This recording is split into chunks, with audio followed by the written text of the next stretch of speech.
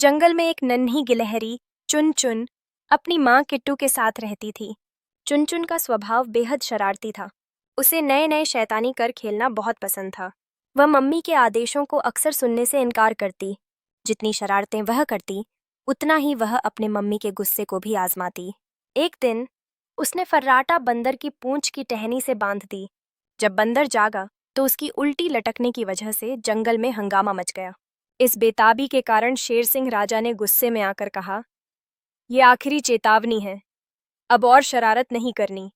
राजा के गुस्से ने चुनचुन को डरा दिया, लेकिन उसकी शब्दों की गंभीरता को समझ पाना उसके लिए मुश्किल था। कुछ दिन बाद किट्टू ने बाहर जाने का निश्चय किया और चुनचुन को पड़ोसी कालू कौवे के पास छोड़ दिया।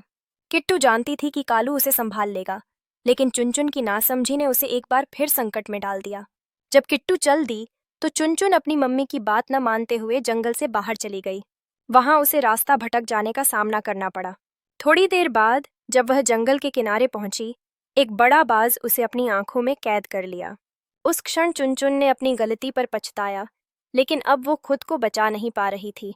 खबर सुनते ही कालू कौवा और उसका सबसे अच्छा दोस्त मिट्ठू तोता दौड़ कर आए। उन्होंने मिलकर बाज से लड़ाई की। चुनचुन को इस संकट से बाहर निकालने के लिए उन्होंने हर संभव कोशिश की। अंततः जानवरों ने मिलकर नीचे जाल बिछाया और चुनचुन की जान बचा ली।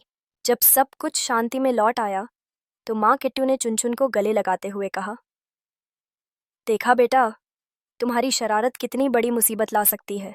ये चुनचुन ने मम्मी की आंखों में चिंता देखी और उसने वादा किया कि अब वह कभी किसी को परेशान नहीं करेगी। इस बार सच्चाई वेदना को समझने का समय आ गया था। जंगल के सभी जानवरों ने ये शिक्षा ली कि शरारत अगर हद से बढ़ जाए तो वह मुसीबत बन जाती है।